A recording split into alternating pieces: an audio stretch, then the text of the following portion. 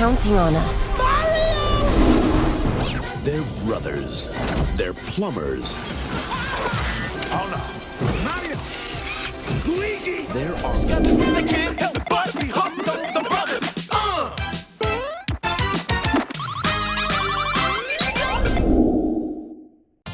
Finally, after more than 3 decades, we have a Super Mario Bros. Movie worthy of Nintendo's premier franchise.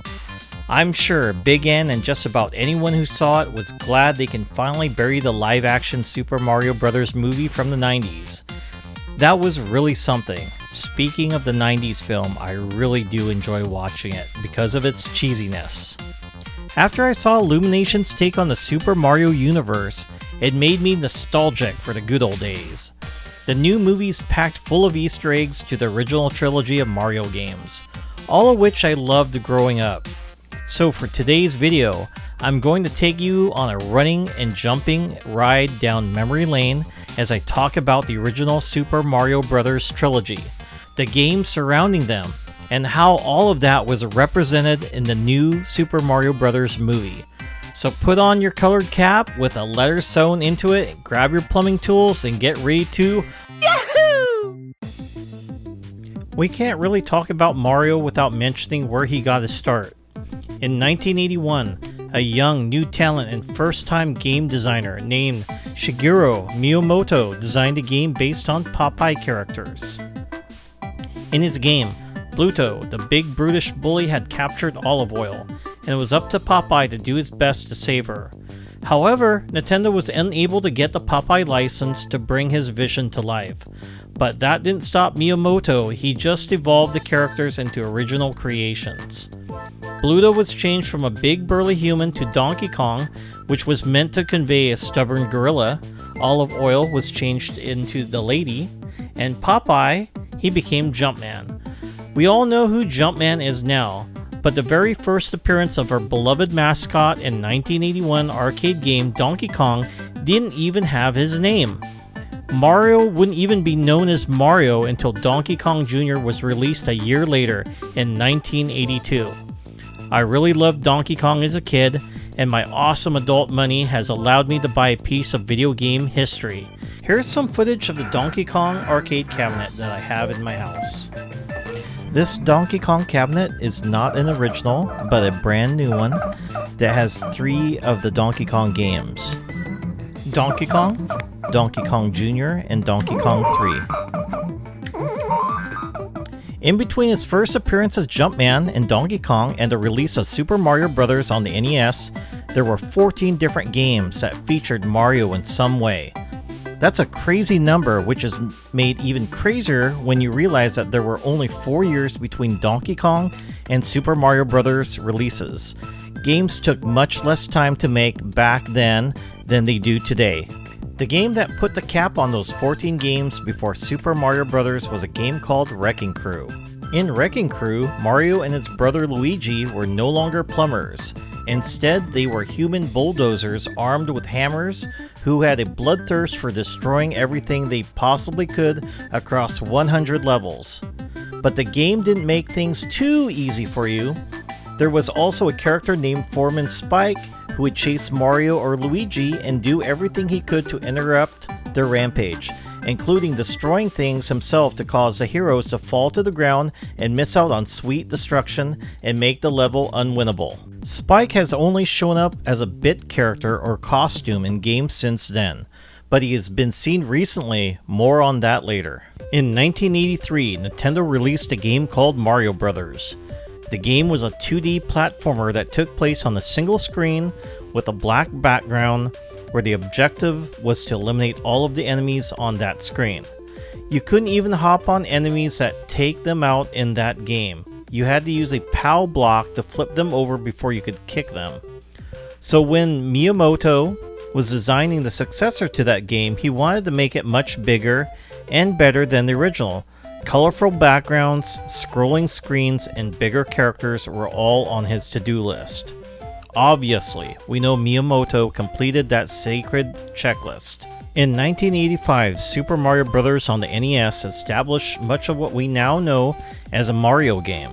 Diverse worlds, colorful backgrounds, and awesome platforming with plenty of power-ups. Oh, and Super Mario Bros. Was also the game that established the Plumber Brothers' Turtle Shield nemesis, Bowser. Now I get to talk about my personal favorite Mario game, Super Mario Bros. 2. The story of Super Mario Bros. 2 is actually pretty interesting. In Japan, a game called Super Mario Bros. 2 was released in 1986, a year after the original game. However, this version of the sequel was a minimally modified version of the first game. All it really had was an increased level of difficulty. Nintendo of America thought the increased difficulty wouldn't fly with the American audience. So for that region, Nintendo used a prototype game they had created in conjunction with Fuji Television as the base for a different Super Mario Bros. 2, which was released in 1988.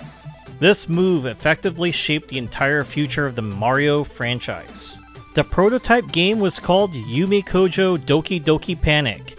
It had all of the gameplay, mechanics, and characters in place. Everything just had to be changed to suit the Mario universe.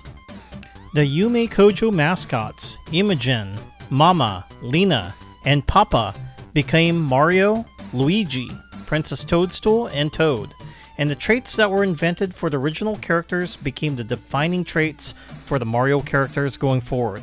Included among those were Mario and Luigi's height difference, Luigi's high jump and hover ability, and Princess Toadstool's floating ability. Additionally, the now standard generic enemies also came from this game, including Shy Guys, Birdos, Pokies, and Bomb-Ombs. Super Mario Bros. 2 is my favorite game because it had all the iconic characters now playable, except Donkey Kong. My favorite character has always been Princess Toadstool. Her floating ability helps a lot in tougher platforming sections. After the success of Super Mario Bros. 2, Nintendo followed it up with yet another banger that further established elements that would become standard for Mario games. Flight via the Tanuki suit, slope sliding, the Koopalings, and world map all come from this game. Despite all of the improvements, the playable characters went back down to just two, Mario and Luigi. Although Princess Toadstool and Toad were also there as supporting characters, Super Mario Bros. 3 also introduced new power-ups like the Super Leaf, Frog Suit, and Hammer Suit. Unfortunately, the Frog and Hammer Suit didn't become frequently appearing power-ups throughout the series. And now for the Super Mario Bros. Movie. I thought this film was a ton of fun. It was chock full of Easter eggs and references to the classic Mario games I grew up playing. At the very beginning of the movie, after we're showing Mario and Luigi's plumbing company ad on the TV, set to the sound of the Mario rap from the Super Mario Bros. Super Show cartoon, we see a man playing a game on an arcade cabinet. That arcade cabinet is called Jumpman, and the game itself looks an awful lot like the original Donkey Kong game Mario first appeared in, the same game where he was called Jumpman before he got his real name. Playing that game is a character named Giuseppe, who's voiced by Charles Martinet. If you don't know that voice actor by his name, then you certainly know him from his voice, because he's voiced Mario, Luigi, Wario, and Waluigi since 1991. When we're introduced to our heroes in Punch-Out Pizzeria, a nod to Mike Tyson's Punch-Out, we see them being bullied by their former boss, a big guy named Spike. That character is, in fact, supposed to be the foreman Spike from Wrecking Crew. After they leave the pizzeria, we follow Mario and Luigi as they walk through Brooklyn. In the background, there is a restaurant called Castle Burger, the logo of which looks like the castles in Super Mario Bros. From 1985. Later on, when Mario is whisked away to the Mushroom Kingdom, we can hear the iconic World 1-2 music from Super Mario Bros. After he's shot out of the warp pipe. There were plenty of other references to later games in the franchise, but these were the ones I noticed that came from the very first Mario games in the original trilogy. Wow, it's finally happening after so many years. I thought that I would never see a good Mario movie, one that did justice to the games I hold so close to my heart. But now that we have it and it became a box office monster, I'll sit tight and do my best to wait for even more Mario and Nintendo movies that will definitely follow. The creator of Donkey Kong and Mario, Shigeru Miyamoto, has already come out and said that there will be plenty more movies to look forward to, but he didn't say what those movies would be. If you sat through the credits of the Super Mario Bros. Movie, you know that there is a setup for a sequel, but what else might there be? Could we see a Kirby, Zelda, or even a Metroid movie soon? Let me know what movies you'd like Nintendo to make next down in the comments. And thanks for sticking around towards the end. Take care and remember, gaming is your road to adventure. I want to give a special shout out to Poke90 and Mr. Tuttle76 for getting me up there. I'm at 101 subscribers right now. Really appreciate you guys for helping me get up here. Never thought I could do it without your help. Thanks. I just want to let you all know that we will have a podcast every Sunday at 4 p.m. Pacific Standard Time. Hope you can join us with my friends Off Grid Arcade, G Parker's Arcade Room, and Mr. Postow.